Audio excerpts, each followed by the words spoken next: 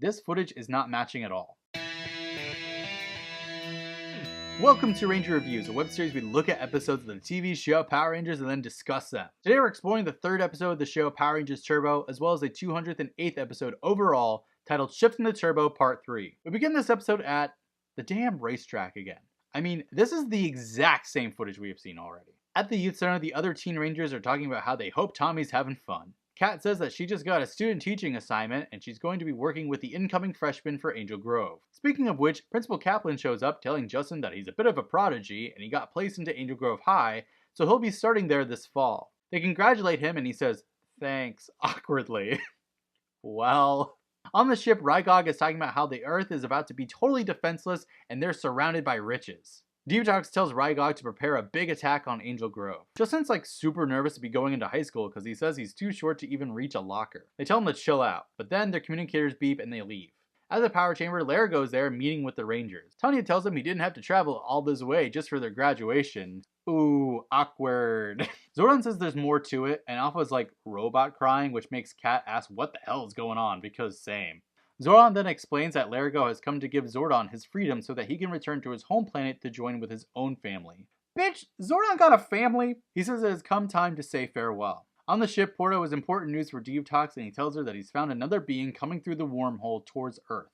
And Divatox looks and she demands that Porto finds a way to close that wormhole right now. She's clearly not happy with who it is on the other side. Zordon then tells the others that he has made arrangements for a replacement. Then Porto introduces the crew to his new monster, Amphibitor. It's going to be the one to close the wormhole. Larago tells everyone to hurry up and get in a circle for this, and Kat points out that Tommy's not there, and he'd never forgive himself if he missed this. I mean, he missed his own graduation, Kat. Guy really doesn't seem to care about a whole lot of stuff lately. Just kidding, Tommy shows up and he says he was already filled in on this. Could have given a heads up.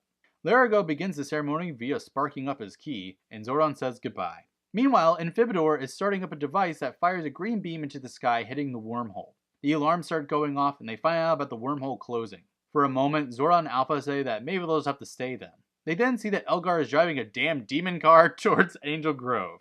Guess that's a distraction? Adam says they should head him off in the Zords. Shifting to Turbo. The Rangers are driving around and we're just getting a lot of close-up shots of these RC cars driving around on dirt. Then Adam is getting clawed from behind, which sounds sexier than it is. Justin turns his car around, hitting Tommy's assailant. Then Kat is being targeted from both sides and she panics. Meanwhile, the wormhole is closing. This episode is sexual as hell. Then Kat splits her car in two, making the other two cars hit each other. Then Justin finds a jump and he does it just for fun. What a waste. Then Kat and Justin dock together and Kat's airbag comes out. Then we see that Justin and Kat are in the Megazord cockpit. Then Adam and Tanya attempt to get together to form the Megazord, but they can't do it at first, but then they do and they combine with the others. Then they just hit a car? Tommy is stoked because now it's his turn, but he's being blocked by Elgar. But then he just ends up racing with Elgar, and this is when we notice that Elgar's Japanese face is a lot more intimidating. Then Tommy takes out his freaking manual to learn how to shift into Turbo. Really? Elgar then gets distracted by the Megazord head from Tommy, hitting a rock while Tommy initiates final docking sequence. And then they turbo up, forming the Turbo Megazord. God, that was weird, and it was totally not the mission for this entire venture. Then we see Elgar and crew driving away with white flags. What the hell is happening? In the power chamber, the 5 Rangers arrive and they find out about Divatox's device, and Zordon and Alpha have to leave right away. Then Larago just zaps them out of place and the Rangers say some sad stuff about how they'll always be in their hearts. They see that they're in the wormhole. Then the alarms go off and they see the wormhole is actually closing. They ask what happens if it closes on them, and Larago assures that Zordon and Alpha would be definitely dead. I mean, what else would happen? Meanwhile, Amphibitor is watching his device and he scares some kids away from it. Then the Rangers back to action, facing off with Amphibitor, who just has giant eating utensil weapons, which he uses against them. Gonna guess this was like an eating monster in Japan. Tommy tells Justin to get the device and he goes for it, but Amphibitor blasts him. Haha! Justin struggles to get it from the ground. Divatox demands to know what the hell is taking so long, and she asks Rygog if the torpedoes are ready, and he says so. And Porto says that it'll do just as he said they would. Rygog fires the torpedoes, which come out of the lake and fly through the sky. The torpedoes come toward Amphibitor, hitting around him, which actually makes him grow giant. Guess that's our thing this season. The Rangers immediately call out for the Turbo Megazord, forming it after however long. I mean, this goes on for a while. The Turbo Megazord is then going super freaking fast with its sword out, and it does a spin out attack, killing Amphibitor, like, right away.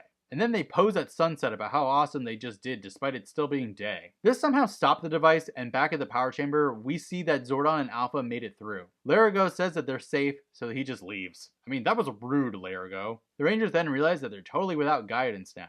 They're clearly going to miss them. Then the worst thing ever happens. A new Alpha, Alpha 6, who speaks like a stereotypical New Yorker who says, "Yo, yo, yo!" Then a bunch of white lights flash around the Rangers and some bitch in a white dress with a veil shows up. Her name is Demetria from the planet Inquiris, and she only asks questions. Yeah, she keeps asking them questions over and over again, and the Rangers just look at each other, realizing this woman sucks. She then just puts herself in the tube.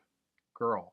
On the ship, Elgar is using a fly swatter against a literal flying fish. Also, Divatox is very upset that Demetria is here, and Elgar asks why she hates her so much, and Divatox says that she's the embodiment of good while she's the embodiment of evil. Also, the flying fish lands on Divatox's head momentarily, and Elgar gets ready to hit it. The end.